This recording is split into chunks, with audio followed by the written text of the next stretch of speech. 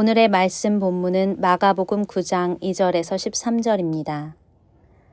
6일 뒤에 예수님께서 베드로, 야고보, 그리고 요한을 데리고 높은 산에 올라가셨습니다.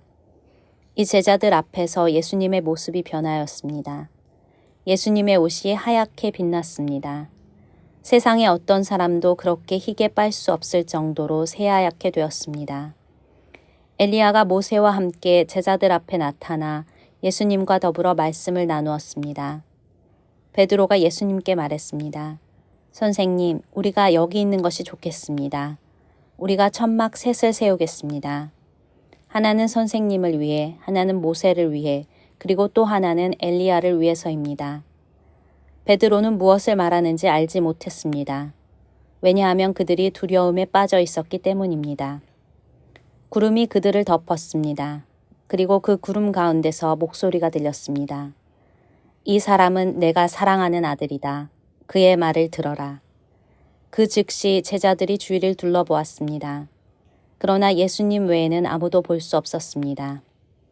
예수님께서 제자들과 함께 산 아래로 내려오시면서 인자가 죽은 자 가운데서 다시 살아나기 전까지는 그들이 본 것을 아무에게도 말하지 말라고 명령하셨습니다. 제자들은 아무에게도 말하지 않았습니다. 그러나 제자들은 죽은 자 가운데서 다시 살아난다는 것이 무슨 뜻인가 서로에게 물었습니다. 제자들이 예수님께 물었습니다. 어째서 율법학자들은 엘리야가 먼저 와야 한다고 말을 합니까? 예수님께서 대답하셨습니다. 엘리야가 먼저 와서 모든 것을 회복시킨다. 그런데 인자가 많은 고통을 받고 멸시를 받을 것이라고 기록된 것은 어찌 된 것이냐? 내가 너희에게 말한다. 엘리야는 이미 왔다. 그런데 성경에 그를 두고 쓰여진 것처럼 사람들이 그를 자기들 마음대로 대했다. 베드로가 예수님을 그리스도, 즉 메시아로 고백하고 일주일이 지난 뒤에 예수님이 3명의 제자와 함께 높은 산에 오르셨습니다. 이때 예수님과 함께한 제자들은 베드로와 야고보와 요한이었습니다. 그들은 예수님의 모습이 갑자기 변하는 장면을 보게 되었죠. 예수님의 옷이 아무리 세탁을 잘해도 불가능할 만큼 하얗게 되어서 빛이 났습니다. 그러자 오래전에 이 세상을 떠난 엘리야와 모세가 나타났고 예수님과 대화를 나누었어요.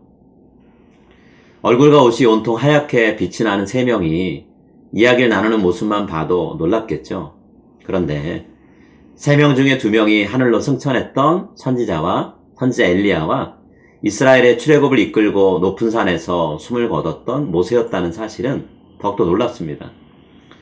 이렇게 그 어느 누구도 상상해보지 못한 장면이 눈앞에서 펼쳐졌어요. 여러분, 사람이 예상치 못한 일을 만날 때 너무 긴장해서 자기도 모르게 이상한 말을 불쑥불쑥 내뱉곤 하죠.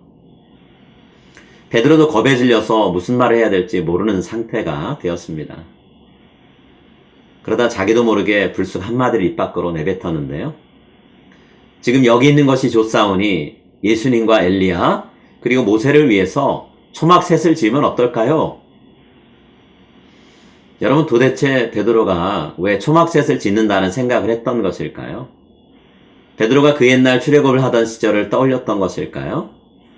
애굽을 나와서 광야를 지나던 이스라엘 백성들은 쉽게 설치하고 해체할 수 있는 거주 공간으로 초막을 짓고 살았습니다. 광야에서 이스라엘 백성을 이끌며 시내산에 올라서 하나님과 대화를 나누던 모세를 보게 되니까 갑자기 베드로의 머릿속에 초막이 떠올랐던 것인지도 모르겠습니다. 하지만 하나님은 그것을 원치 않으셨어요.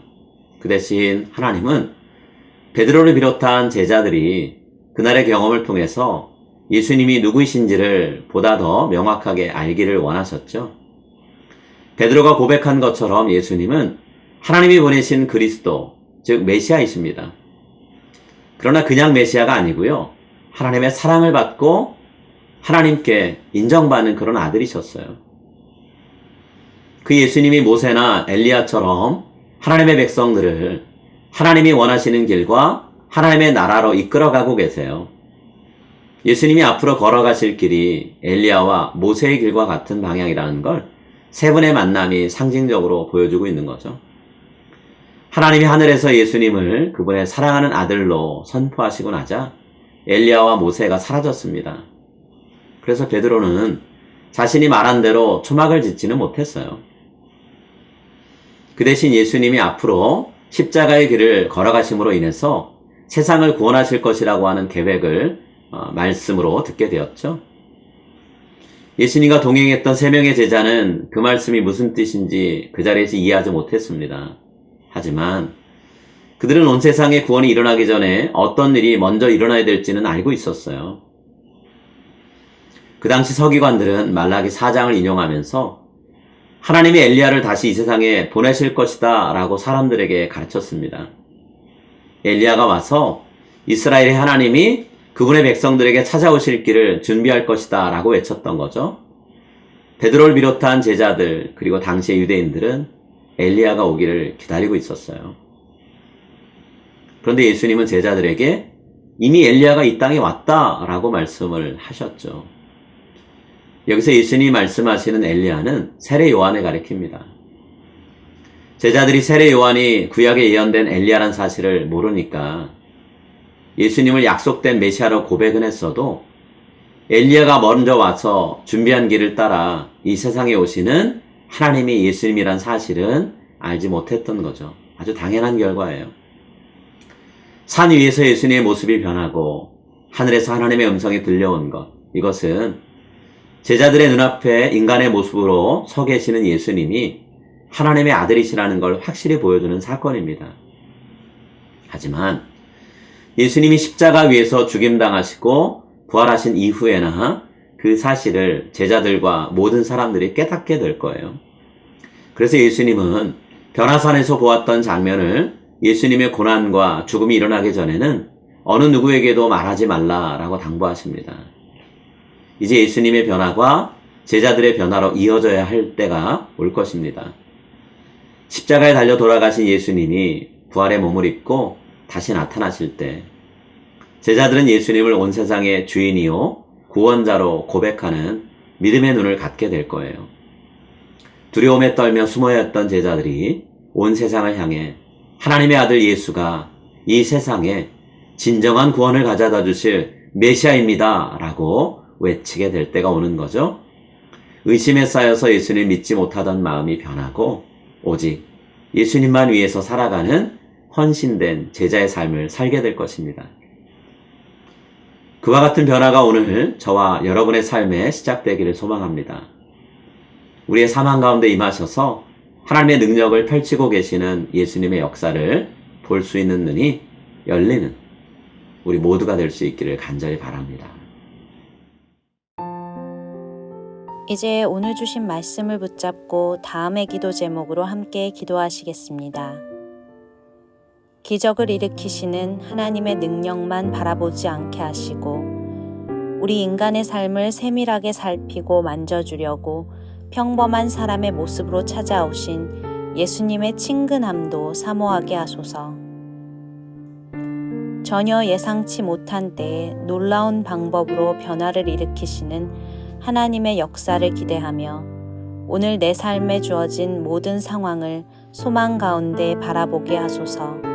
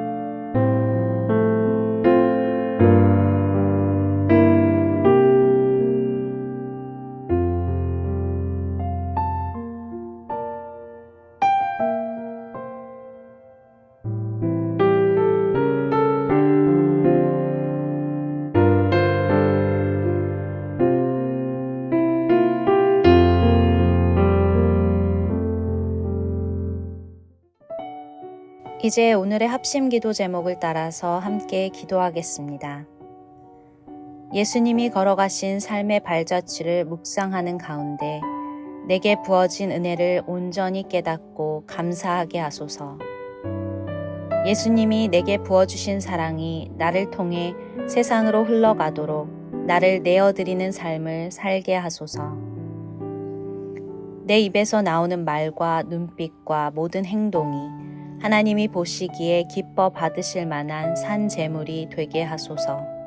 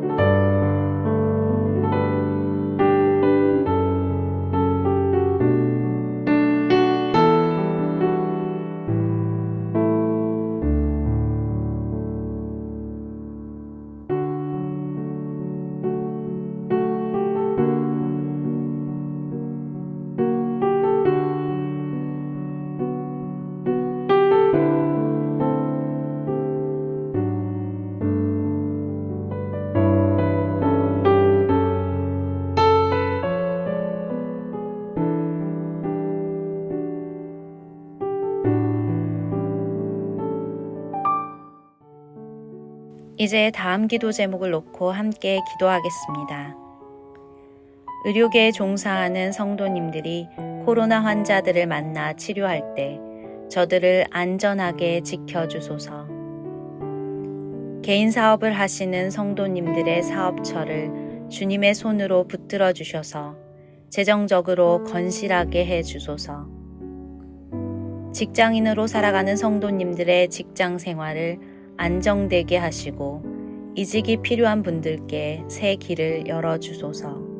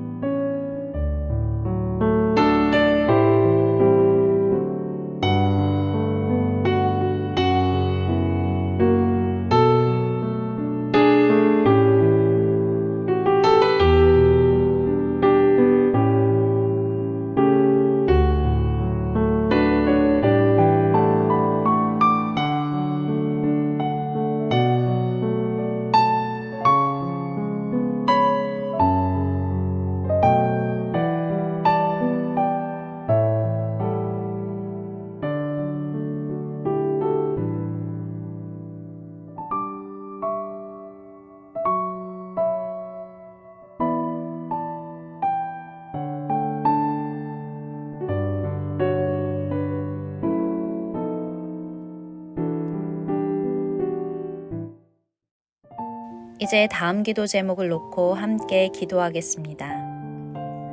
지난 50년보다 앞으로의 50년이 하나님이 보시기에 더 아름답고 귀하게 쓰임받는 시간이 되게 하소서.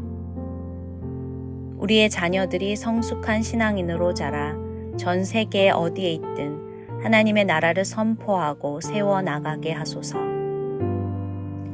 올바니에 세워진 모든 한인교회들이 각자의 자리에서 하나님의 은혜를 경험하고 복음을 선포하게 하소서.